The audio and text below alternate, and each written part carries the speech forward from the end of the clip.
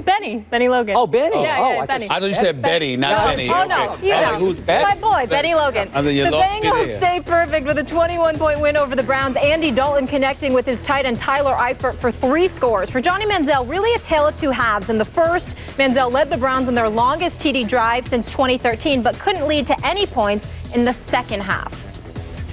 Looking back, there were a couple times I could have, got it down to a tight end or got it down to a back, and really, even sitting there with 10 minutes left in the fourth quarter, just to get something established. I think it took a little too many shots right there. The back shoulder to Debo, ball over the middle to Barnage. I just gotta get some completions to get into a rhythm, and that really didn't happen for us in the second half.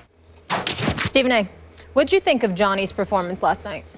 It depends on which Johnny you're talking about. If you're talking about the Johnny Manziel who led them to that scoring drive at the end of the first half, who completed about 11 passes, 11 of his 18 passes in the first half for 100-plus yards, I think that there's no question that Johnny Manziel has shown that he's improving. He's shown that he's putting in some work and that he's getting better. The flip side to it is that in the second half, because he's 11 for 18 for 128 yards in the first half. In the second half, what are we talking about here? 4 or 15 for what is 40? It, 40 yards? Yep. No. I mean, Cincinnati did a great job of keeping him in the pocket, neutralizing him, making sure he couldn't get out and scramble and find other receivers to throw it to. And I think that it was exactly what we talked about yesterday. Skip, he threw a couple of passes to Bo and obviously had the TD pass to Johnson Jr. and all of this other stuff. But in the end, what it comes down to is as we watch this team, we know that they were inhibited to some degree because they're an inferior team to the Cincinnati Bengals. They're not nearly as complete. And then when you look at their running game, once again, Isaiah Crowell only had 38 yards rushing. Thank you. Only 38 yards rushing. I mean, their running game is virtually absent. Mm-hmm. So all those things taken into consideration, Johnny didn't have much to work with. He showed flashes of improvement, obviously. I was impressed with what I saw from him in the first half. But once Cincinnati amped it up and really kept him contained and made him into nothing more than a pocket passer, combined with their receivers' inability to get open, he was completely neutralized and nullified and negated in every way. It was over. They were no match for a superior Cincinnati team. So overall, I can't give him more than a C because they got beat up in the second half. But I saw enough in the first half for me to say I'd like to see how he would be if he had some weapons, meaning some, the Josh Gordons of the world in the lineup, along with an offensive line that could do a better, or even a better running game to some degree. I saw enough to give him a C, but I can't give him more than that after that second half performance. This topic wears me out. It makes me sad in the end. It's difficult to talk about. I'm with you, but I'm not even as positive as you are about his performance last night. Obviously, if we rank it versus the 30-0 debacle at home against Cincinnati that he started and finished last year, it was improvement. His body language was better, confidence a little better. He seemed like a little more in control of the offense and what he was doing. Didn't look as lost. Give you all that. But I didn't love the way he played overall. I just didn't love it. But I'm with you. It's hard for me to react at all to this because I'm going to say it again. He is playing with the NFL's worst group of running backs and receivers. Nobody has a worse group of skill, quote unquote, talent than Johnny Manziel is stuck playing with at this point. I'm going to say this again.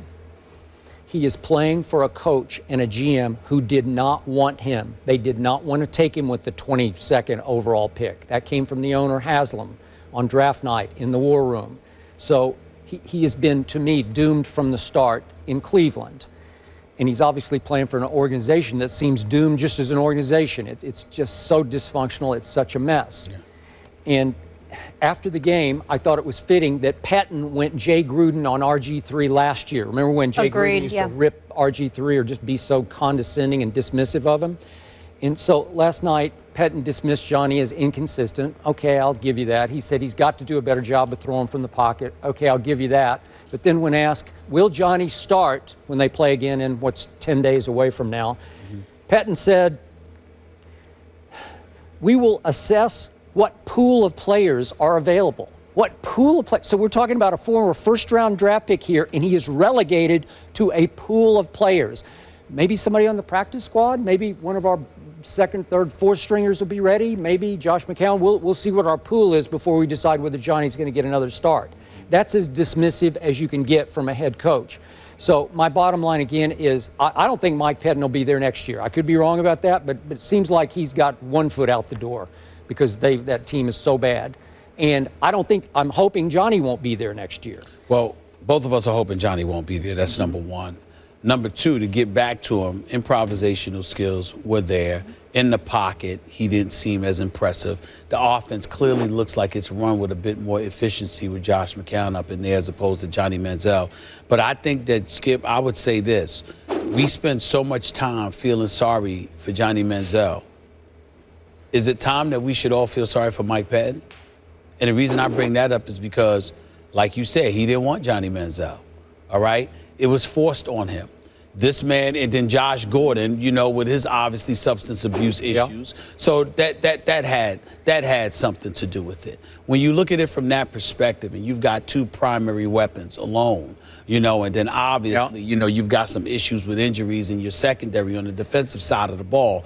I mean, to me, Mike Pettine, then you got the whole Farmer issue with, getting in trouble with the league and all of this stuff. Everywhere you turn, Mike Pettine has had to work around all of this, along with an owner who won't just cut the check and stay out the way. He actually interferes because he thinks he knows a thing or two about football and what football decisions should be made. Maybe. A legitimate argument could be made that Mike Pettine has been undermined to some degree. Not intentionally or anything like that, but the environment is so dysfunctional. Let us remind our audience that Kyle Shanahan was the offensive coordinator on this team.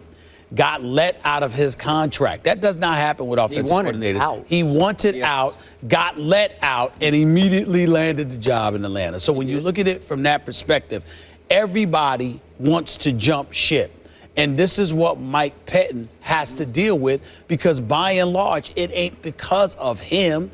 It's because of what goes on above him and how it interferes, how it interferes with what folks are doing below. All right, those are fair points, but I don't have a lot of respect for Mike Pettine as a head coach. I think he was a pretty good defensive coordinator who's in a little over his head as a head coach. And I'm not saying you're wrong. I'm saying I don't know that because I don't know how much of a chance he's had to be a head coach. All right. That's my issue with Mike Pettine. The bottom line of sadness that I felt for Johnny last night was, do you remember, if we could see this after his touchdown pass, he went over by himself on the sideline and did like an air chest bump to nobody. Nobody. Oh, I thought he did that. I thought he did that on purpose. Well, he's just doing it. He's celebrating by himself. That's right. Okay. Okay, that's a guy. But there was a couple of guys that greeted him once he came down. No, I don't think so. They were right there. They were right there. He did it by himself. But I'm saying that I thought he was funny. No, but it's just you're saying he's I think you're reaching there. Okay, look, he's doing it by himself because I didn't realize that when I was feels like he's an outsider, playing for a team that didn't really want him. That's Johnny, and plus he's gotten so much grief for all of his money signs. So he's saying, I'm going to go celebrate by myself over here, hopefully out of view of cameras. Obviously, there was a camera on him all the way up the sideline.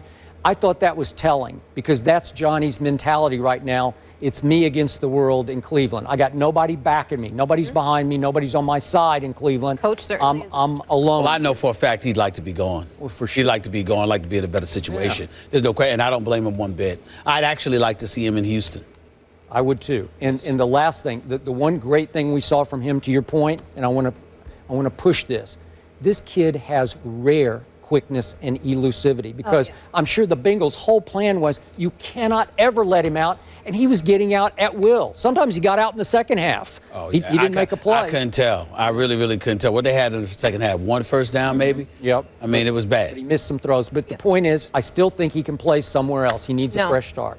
I'd love to see him get a shot down the stretch with the Browns. I know it's not the greatest team just to continue starting, but I don't think that's going to happen as soon as McCown's back. I'd personally prefer to see Johnny Manziel on the bench because he has nothing to work with. I don't care how great you are as a quarterback. Even if you're great, if you don't have anybody to throw the ball to because they ain't open, it doesn't make a difference. Yeah, fair enough. There were a couple that the receivers should have gotten. Moving on, Derrick Rose back in old form. He scored 29 points in Chicago's win over OKC last night. Will he keep it up? We'll discuss that after the break. And we have you covered heading into another sports weekend. Check us out on IG.